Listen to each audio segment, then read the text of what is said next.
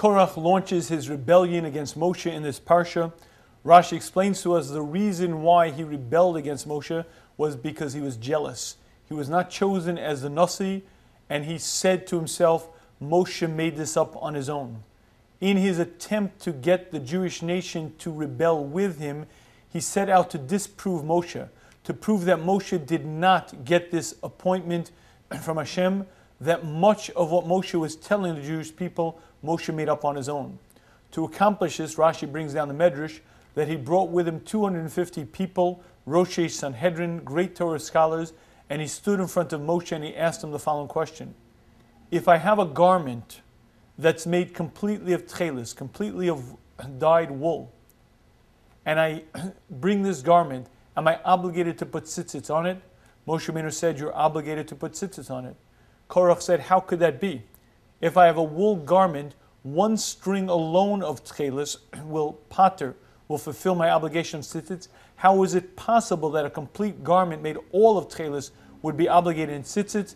Korach began laughing together with the 250 men. They began mocking, they began scorning Moshe Rabbeinu. That started the rebellion. This Rashi is quite difficult to understand because the question doesn't sound that penetrating. It might well be that a beged, a garment that's completely made of tchelis, is obligated in tzitzits. What is the great question? And if in fact Korach is out to ask questions, there are many more profound questions that he could have asked that in fact the Gemara tells us is unanswerable. The question that he asked doesn't seem that difficult, and there are many other questions that he could have asked that are. And I believe the answer to this question is predicated on understanding bias and understanding prejudice in the human mind. And to give you an example of this, Rav Chaim Volozhin was once asked by a Talmud the following question. This young man had left the yeshiva. He had left the yeshiva in the time of enlightenment, and he apparently went off the derech. He came back to Rav Chaim and he said he wants to do tshuva, but he has many questions.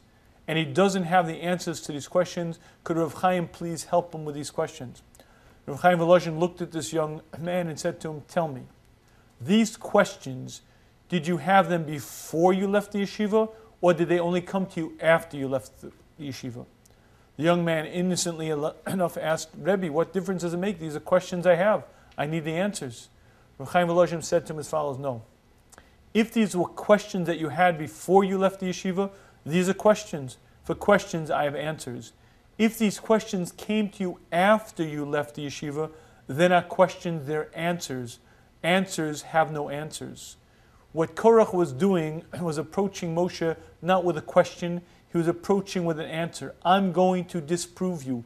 His mind was closed. He walked in with a sense of understanding. I will disprove Moshe. He explained to his people with him, I will prove to you that Moshe is making this stuff up.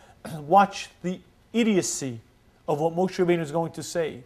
With that attitude, with that approach, it didn't matter the strength of the question and it didn't matter the power of the answer. When a man's mind is closed, there is no amount of truth that will steer him differently. His mind is made up, nothing will change him. What Korach was doing was convincing the people not with a question, he was coming with an answer. This was just an act of derision, an act of scorn, and that's exactly what he accomplished. And I believe this Rashi is the fundamental concept for us. If a person wants to understand the truth, he has to open his mind and ask himself, what do I believe is the truth? Forget the consequences, forget the results. What do I honestly, earnestly think is true? Hashem created us with an honest heart. If a person approaches life that way, if a person approaches life issues that way, he'll be directed, he'll understand, he'll find the right path. If a person doesn't want to hear the truth, isn't open to it, then no convincing in the world will change his mind. All the truth in the world is irrelevant. He already knows his opinion, he already knows his understanding. What a person needs to reach truth is an open mind and open understanding. When a person approaches life with that attitude, when a person approaches issues with that attitude, Hashem directs him and he finds the truth.